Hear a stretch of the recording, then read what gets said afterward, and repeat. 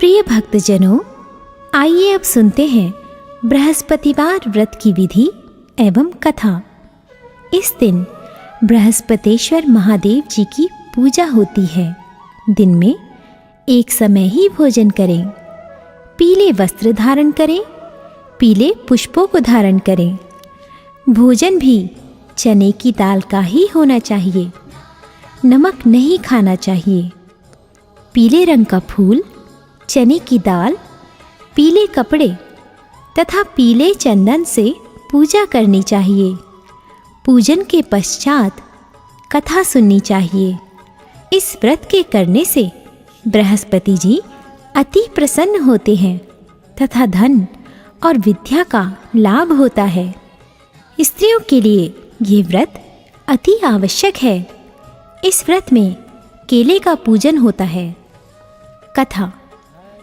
किसी गांव में एक साहूकार रहता था, जिसके घर में अन्न, वस्त्र और धन किसी की कोई कमी नहीं थी, परंतु उसकी स्त्री बहुत ही कृपण थी।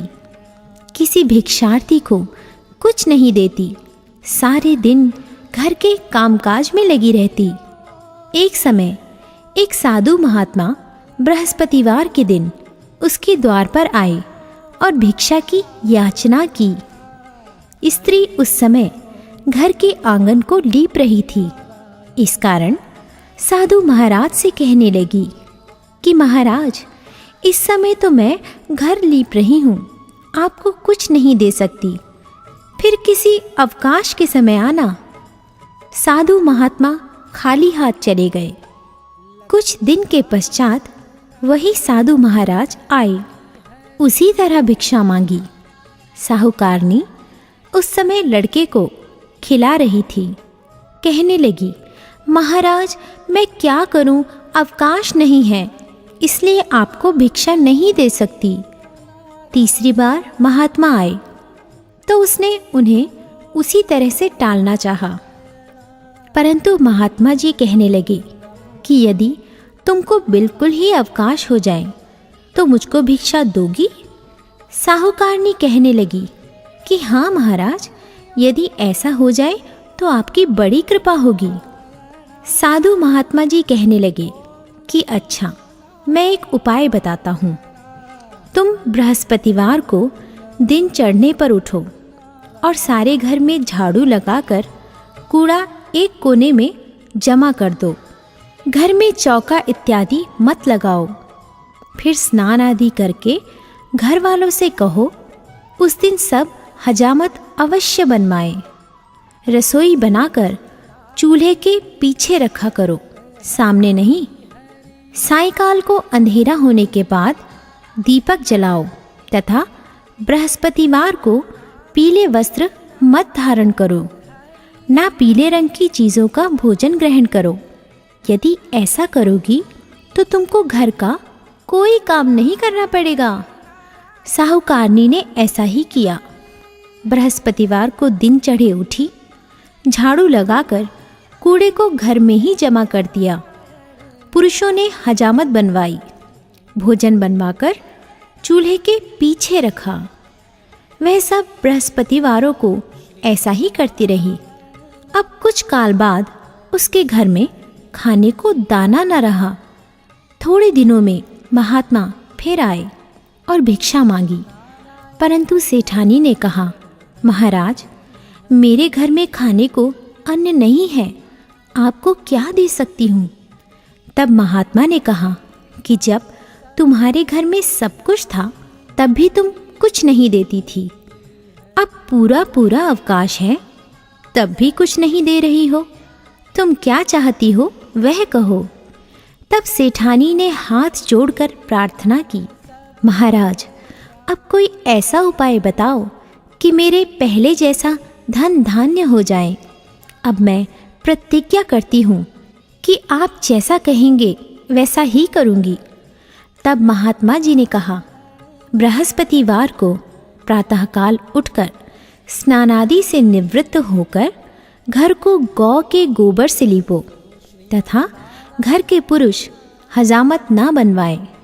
भूखों को अन्न जल देती रहो ठीक सायंकाल दीपक जलाओ। यदि ऐसा करोगी तो तुम्हारी सब मनोकामनाएं भगवान बृहस्पति जी की कृपा से पूर्ण होंगी। सेठानी ने ऐसा ही किया और उसके घर में धन धान्य वैसा ही हो गया जैसा कि पहले था। इस प्रकार भगवान बृहस्पति जी की कृपा से अनेक प्रकार के सुख भोग कर दीर्घकाल तक जीवित रही।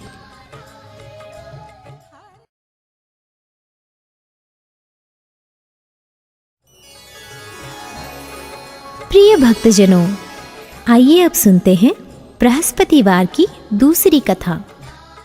एक दिन इंद्र बड़े अहंकार से अपने सिंहासन पर बैठे थे और बहुत से देवता, ऋषि, गंधर्व, किन्नर आदि सभी सभा में उपस्थित थे। जिस समय बृहस्पति जी वहाँ पर आए तो सबके सब उनके सम्मान के लिए खड़े हो गए, परंतु इंद्र गर्व के मारे खड़ा ना हुआ। यद्यपि वह सदैव उनका आदर किया करता था। बृहस्पति जी अपना अनादर समझते हुए वहाँ से उठकर चले गए। तब इंद्र को बड़ा शोक हुआ कि देखो, मैंने गुरुजी का अनादर कर दिया, मुझसे बड़ी भारी भूल हो गई। गुरुजी के आशीर्वाद से ही मुझको यह वैभव मिला है। उनके क्रोध से यह सब नष्ट हो जाएगा, इसलिए उनके पास जाकर उनसे क्षमा मांगनी चाहिए, जिससे उनका क्रोध शांत हो जाए और मेरा कल्याण हो। ऐसा विचार कर इंद्र उनके स्थान पर गए। जब बृहस्पति जी ने अपने योग बल से यह जान लिया कि इंद्र क्षमा मांगने के लिए आ रहा है, तब क्रोधवश उनसे भेंट करना उचित ना समझकर अंतर्ध्यान हो गए। जब इंद्र ने बृहस्पति जी को घर पर न देखा, तब निराश होकर लौट आए। जब दैत्यों के राजा वृषवर्मा को यह समाचार विदित हुआ, तो उसने अपने गुरु शुक्राचार्य की आज्ञा से इंद्रपुरी को चारों तरफ से घेर लिया।